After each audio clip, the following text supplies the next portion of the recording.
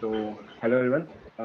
आज हमारे साथ है Rohit Kumar Singh and he is currently placed in Yoga Byte. He is currently graduating from triple I T Gwalior and आने वाले 2 महीने में ग्रेजुएट हो जाएंगे और योगा बाइट ज्वाइन कर लेंगे। बट आप ये अभी जानते ही होंगे कि इन्होंने अभी जी सॉक भी क्लियर किया था एंड इन्होंने अमेजोन की इंटर्नशिप भी पाई है और गूगल की इंटर्नशिप भी पाई है।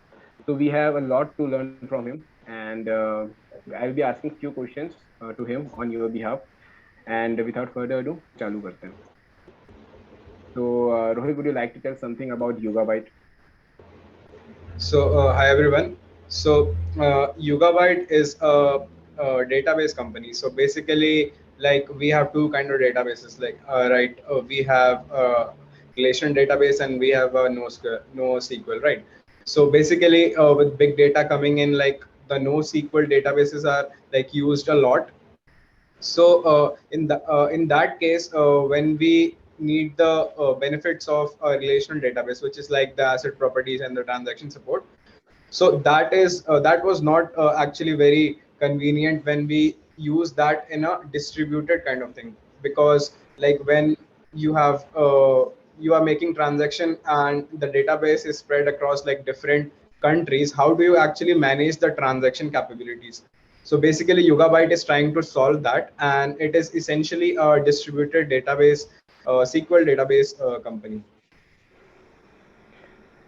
Okay, so Rohit, now I'll be asking few questions that I've got from my juniors and also from LinkedIn.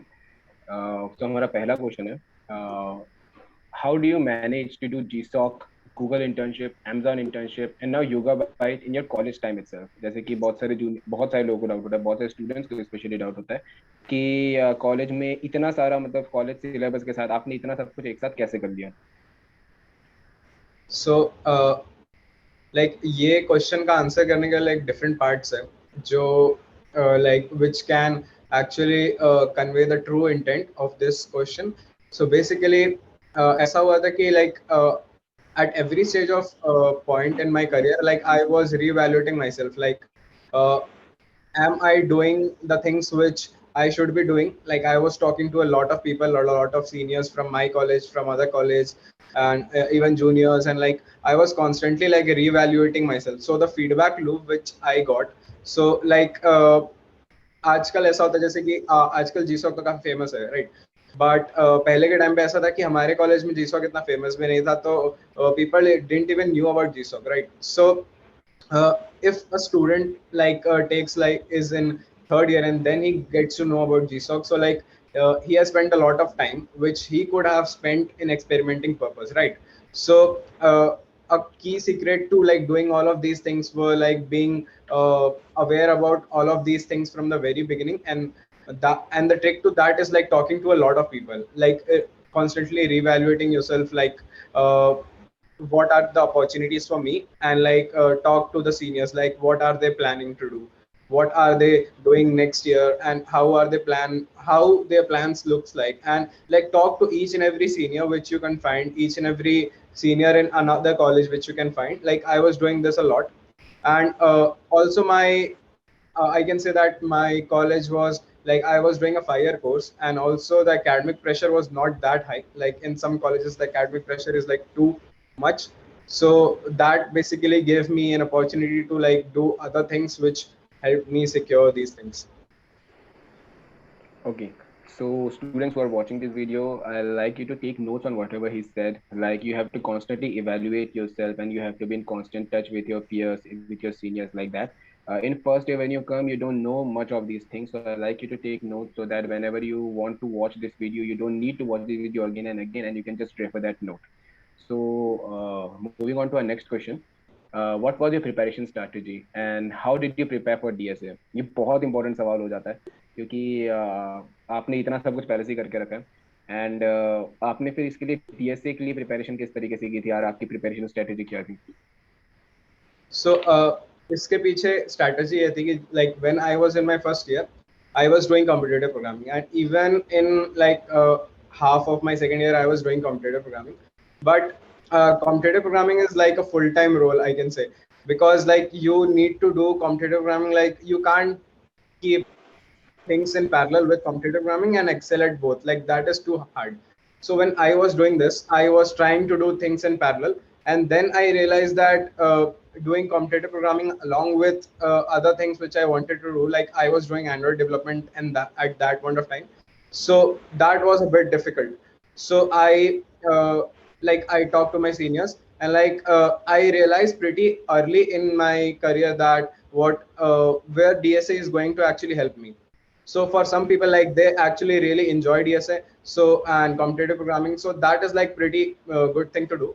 Like if you are enjoying it, you can go ahead with that. But if like after spending 1 year, you find out that you are not enjoying it and you are just doing it only because of the peer pressure, then it's like time to reevaluate whether you actually want to do it. So the strategy which I came up with was that I knew that DSA would be required for placements, right? So after like 1.5 year, I left computer programming, and I was doing other things like machine learning, Android development, open source, things like that. And after when my internship season was nearing in, then I started with lead code. So I did a lot of lead code, and even after 300 and 400 questions, like there's a saturation which you hit.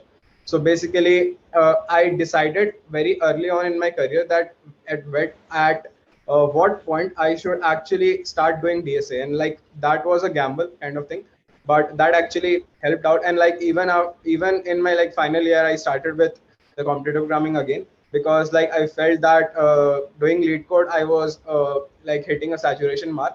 So I started it again, and it was just in time with all of these interviews, and like the combination of both lead code and code forces, like they both helped me crack this. So like it's not necessary to do like computer programming for 2 to 3 years. If you are interested, that is very good. Like you learn a lot of different things. But if you're like not interested, you should decide that pretty early in your career, that what's the use of DSA, and how much time will you actually take it, and like when should you actually place that particular learning of DSA and practice in your career. So that is like pretty good to keep around the start of internship, like 2 to 3 months before that, and that should be good enough. Okay. So from this, we can conclude that beginning early is one major factor. Like Rohit also said that he gambled. He can gamble because he had a time within his time frame, and he had set a long goal which he was able to complete in part by part series. You can see that. So Right. you need to partition your goal into smaller goals, and after that you can see that even in you can if you need to give your time to competitive programming or DSLGO, and after that you need to also allocate your time for web development, and for that you need to have time for that. So start as early as possible.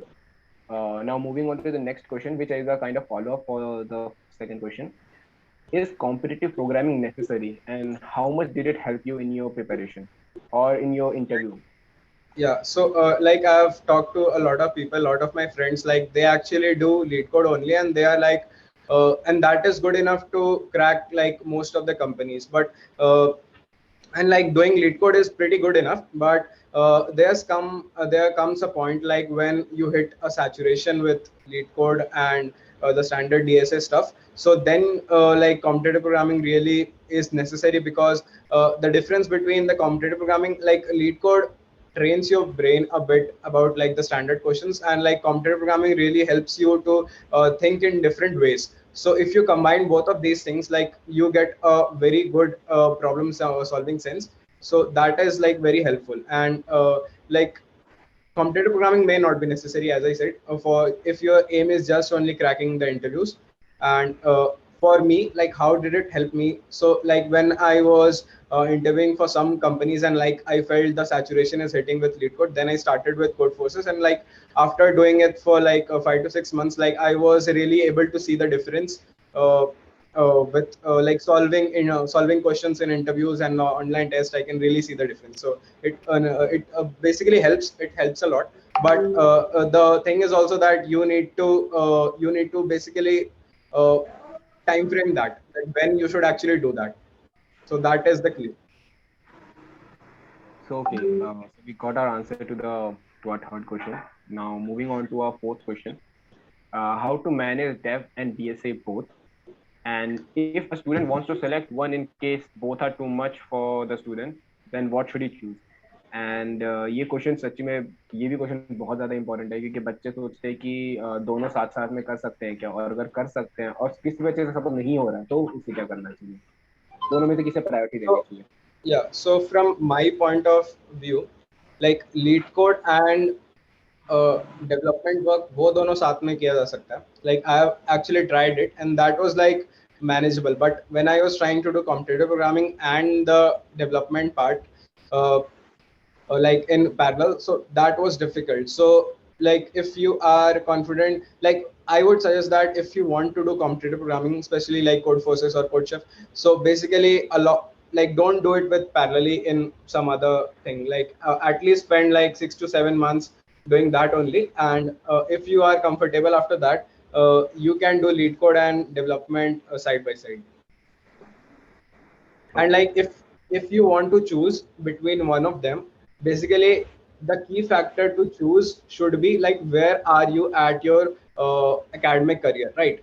So if you are in the first year, you can start up with development work and build up a good resume, and after that, like you must be having like 2 to 3 years, so then you can devote that fully to computer programming. That is good enough.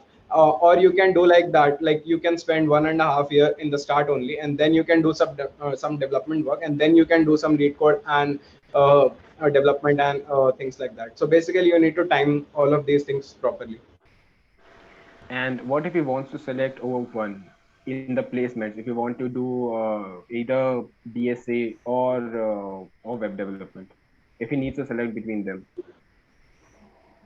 Okay, so as point of placements, I would highly recommend that one should choose like data success and algorithm over projects and development work, because like a some amount of project is good enough, for your CV, and after that, rest of things are like only on your problem solving and interviewing skills. So like that is the trick here.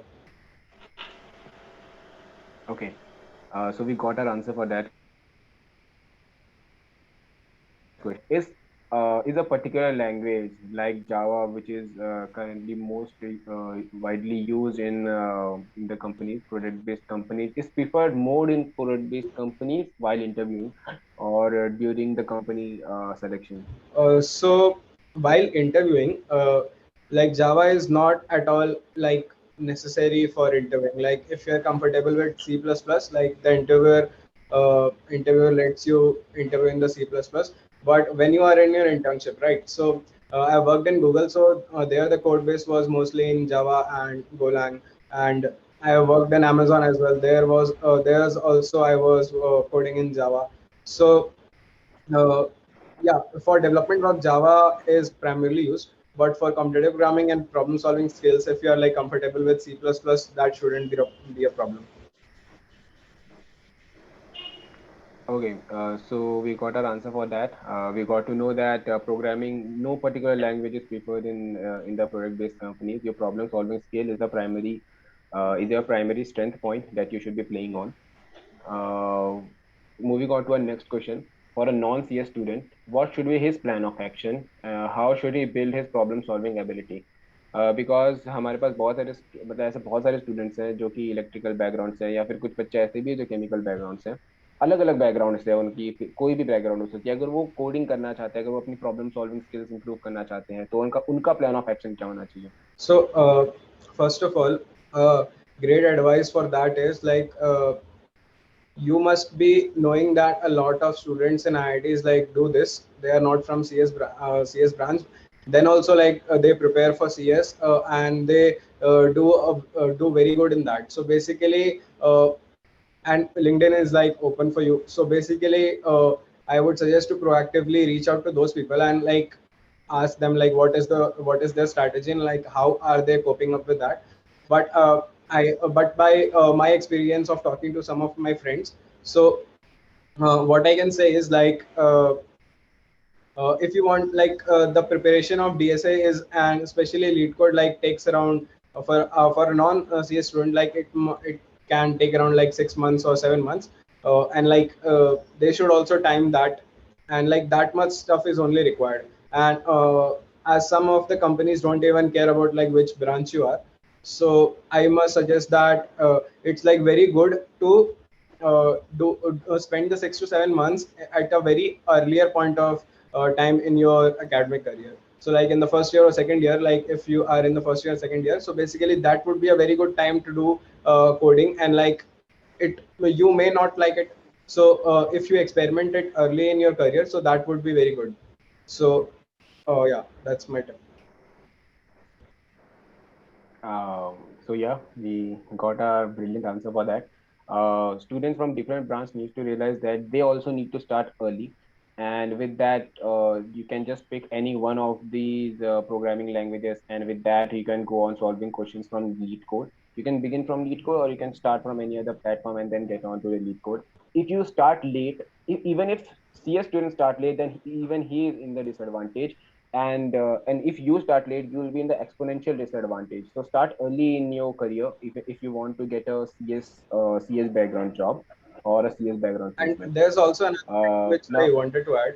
Like if we see the difference between a CS student and a non-CS student, like हमने भी like most of the coding part and DSA part, development part, like we are doing this on our own only, right?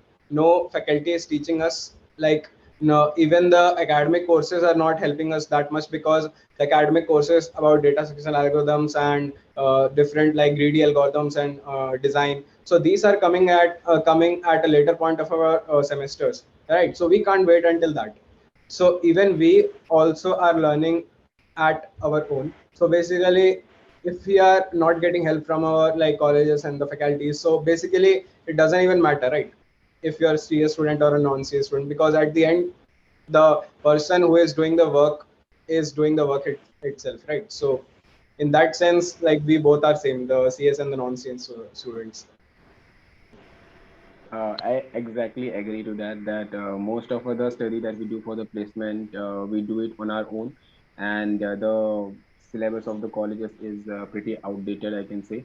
But still, it is very useful for making your CS students have still an advantage over other students, because a bit of most of the part is not most, but the most basics parts are covered, and not the advanced part that is needed for placement, and that part needs to be done by the students himself only. Yeah, and So another benefit to CS students is that like the stuffs which you are learning on your own, that is only coming in your exams and your semester. So the relatively the workload, academic workload on you will be a lot lesser than if and compared to if you are a CS student and you are even studying the CS subjects and the subjects which you are enrolled in. So basically the difference is there only. So yeah, yeah, that is a significant difference. yeah, so we got our answer for that. And moving on to the next question. Uh, let's talk about off campus. Please tell us its importance, and how did you apply for it? And is there a different preparation strategy as compared to on campus? We can go from part by part, like what is the importance of it, and how did you apply for it? So basically, off-campus roles, like off-campus roles are not that consistent, right? So like some of the companies may conduct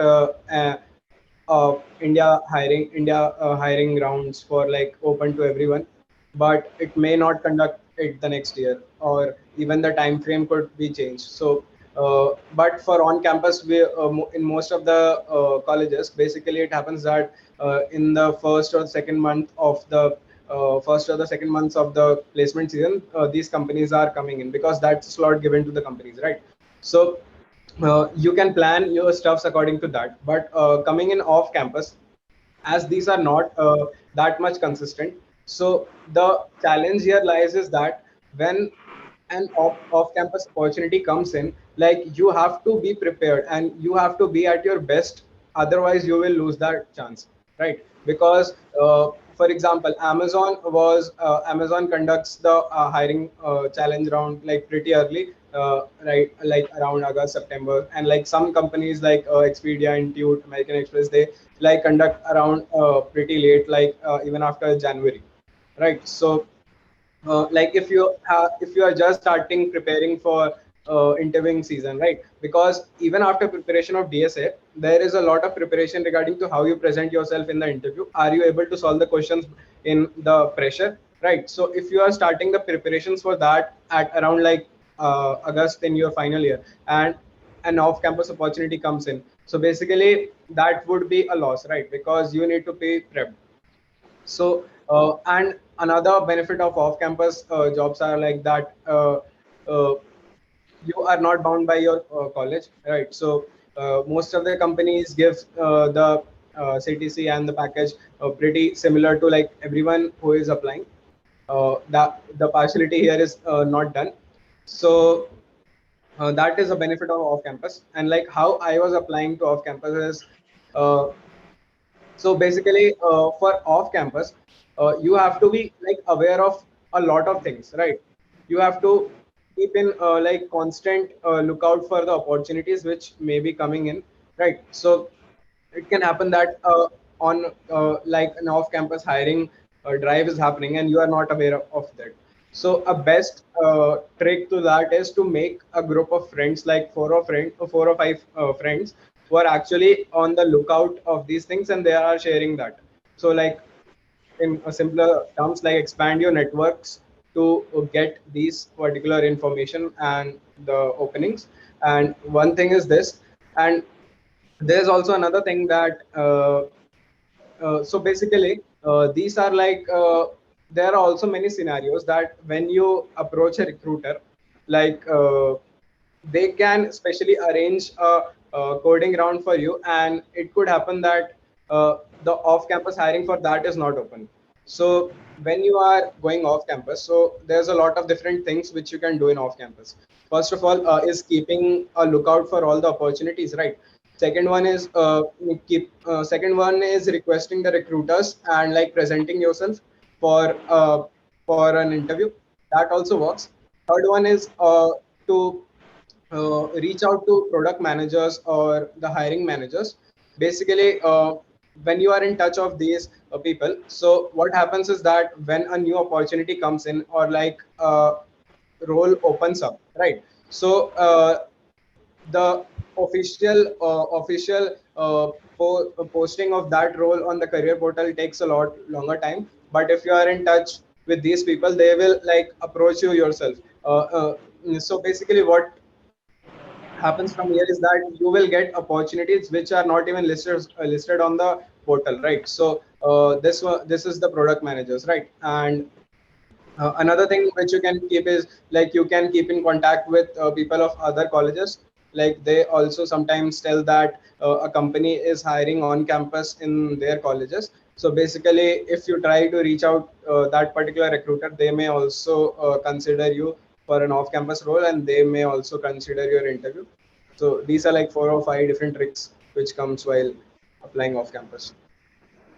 So wonderful key points to make, students. You can definitely point these in your notepad, and few sites that you can check for the jobs are. You can LinkedIn is the best today. LinkedIn is best today. Along with that, I've heard about few like even the Twitter. You can see that the startups that are coming, the CEOs of the startup, the CTOs of the startup are posting their jobs requirement in Twitter also, because they are most active there. And also Insta Hire, a lot of people having placed for Insta Hire from Insta Hire also. So you can keep a lookout from there also. Maintaining an image in your socially is very important, so that the recruiter may know that you are actually a person. Like in before, you could have said that no, nobody knows me, but now social presence, your online presence is very important. So for that recruiter, sometimes it may even happen that you don't approach the recruiter approaches you. That have also happened. So maintaining a online presence is very important. LinkedIn can be a place. From there you can go to different sites, but first make a online presence on LinkedIn, like or similar other platforms like Twitter.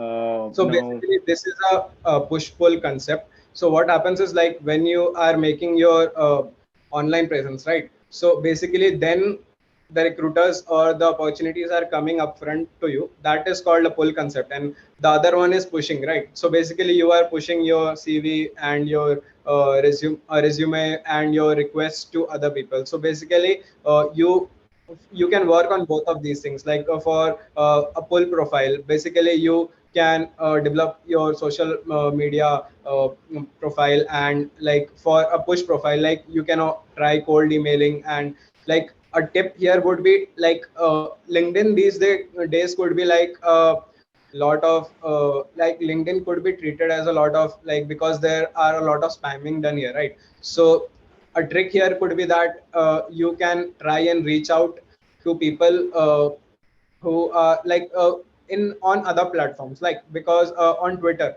that is not primarily used for job postings and opening, right? So basically, if you approach a person there, so basically he will be available and be responsive to you more than that on LinkedIn. So that has happened to me on some occasions. And like you can try reaching him on their personal mails if you can find it, or the company mails. You can also try that. Like these are part of cold emailing. So there's a lot of different tricks for cold emailing. So you can read about that. yeah. So we got our answer for that about the off-campus placement. Rohit told a lot about that, and I hope you have made your points for that. Moving on to our next question: how to crack these product-based companies in the third and fourth year? I mean, maybe the student is wanting to ask that is third and fourth year, if you are starting in third year or in fourth year, is it too late, or how? If it is, then how he should prepare for that for the placement? So I guess if someone is actually starting out in the pre-final year, let's say, if someone is starting out in the pre-final year, so it may be like there could be two cases. Like as I said, like at max, like you could take 6 months of doing lead code and brushing up your DSA skills, and like you would be good enough for interviewing, right? So let's suppose you don't even have 6 months, right? So you can try your best, but and let's say you get opportunity in some of the companies, and you are still preparing, right? So even after that, like when you are done with your intern, like keep the preparation of the lead coding. And then after, when you get in the final year, like what I'm trying to say is like, even if you don't get a very good internship or a PPO, like continue with your DSA preparation. Because if you are like very strong with your DSA preparation, like 1 year time is a lot. If you are even starting in your final year, you will be like sure to crack the companies in your final year, and like that's what matters, right? The final full-time role which you get. So even the third year is not too late to start. And like for fourth year, like what I can say is like the opportunities like still even come at like around the time of this time, right? May, June. So basically, if you start at the start of the final year, so even after that, like after 6 months of constant doing practice of DSA, basically that would also be enough, I guess, because the opportunity still comes around these times, like at the end of the semester.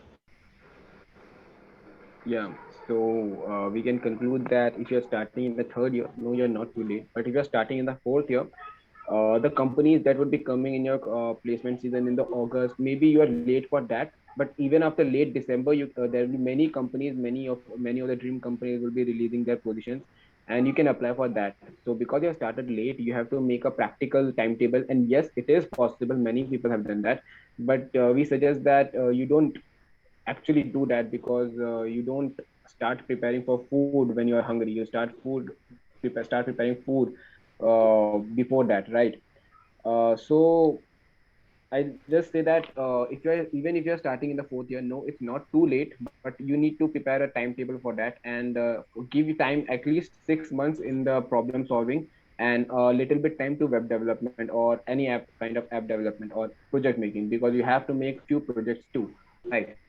So moving on to our next question. And Uh, another thing which I wanted to add, like even if you feel like you are not prepared fully for interviewing, then also you should keep applying, because it happens that like when you are around January and you start applying, right? So at that time, like you won't even get a chance for a 6 months intern with some of the companies, because they say that they have already hired people for that role.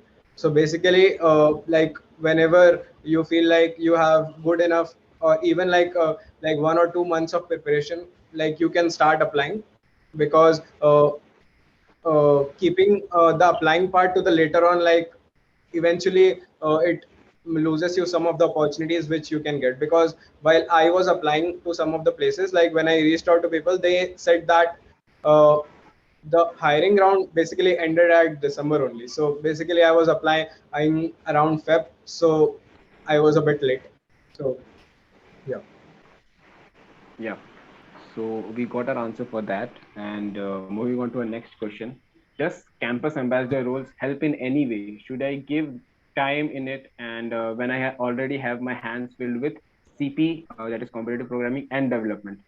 So is maybe the student is wanting to ask that क्या campus ambassador role क्या आपके technically कोई help करता है क्या?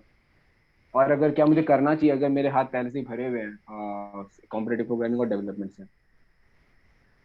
So मेरे point of view से basically you must be having enough on your, like if you follow all of these things, like you are planning your semesters and like your years well in advance, like you won't be having a lot of time, right? You will always be on a shortage of time, and the shortage of time like basically accumulates around your pre-final and your final years, right? Like if you are thinking that you have some time like in your second year on your or your third year, and you can like do things basically it happened with me that the time which I some of the time which I spent wasting around, so basically that accumulated and I was left with a very shortage of time around the end of my years, final years and pre-final year.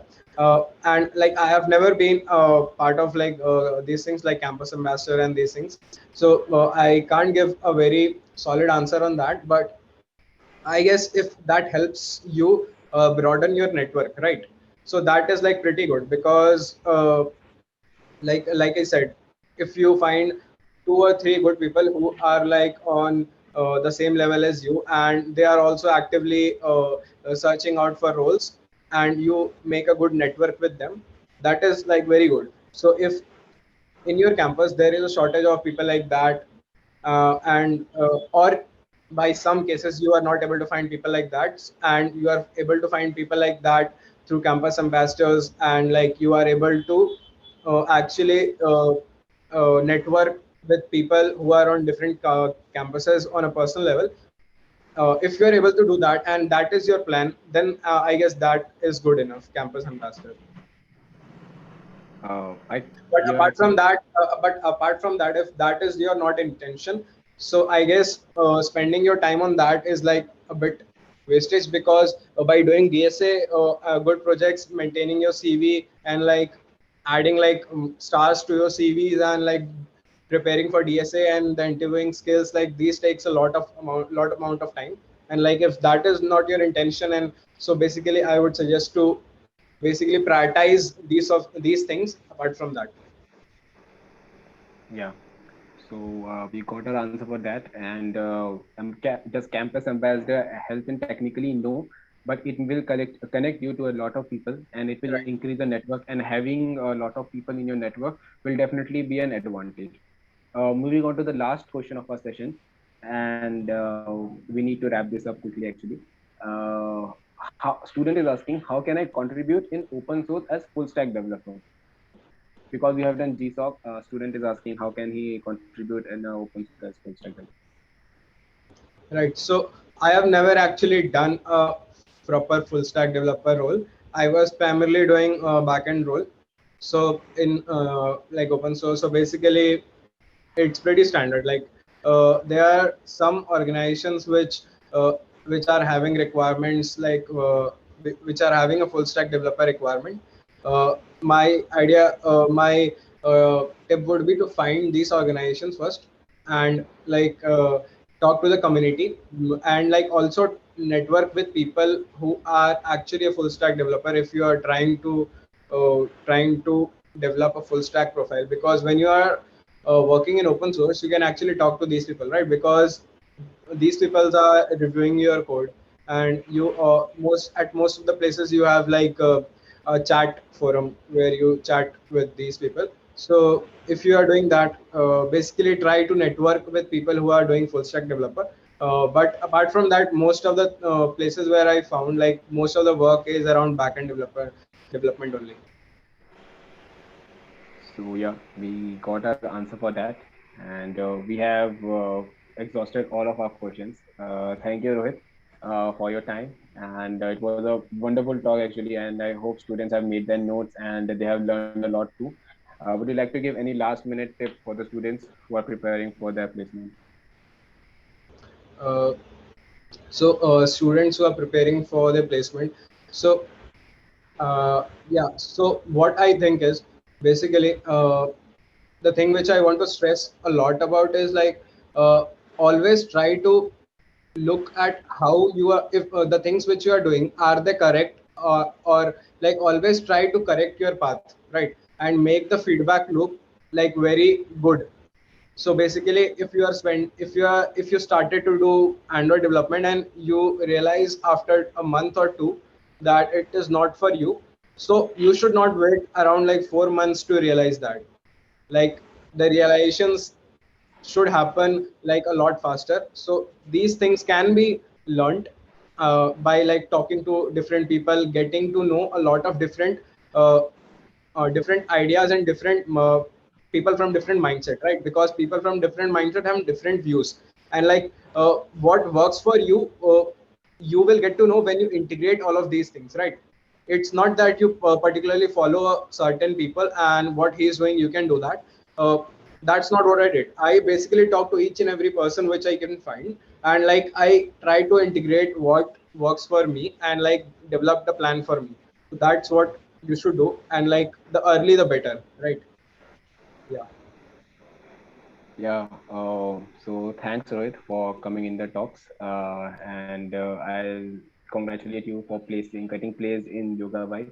And may you have a very bright future, like you already have. May you learn a lot from the society too, and may you contribute in the open source community as you already have a lot.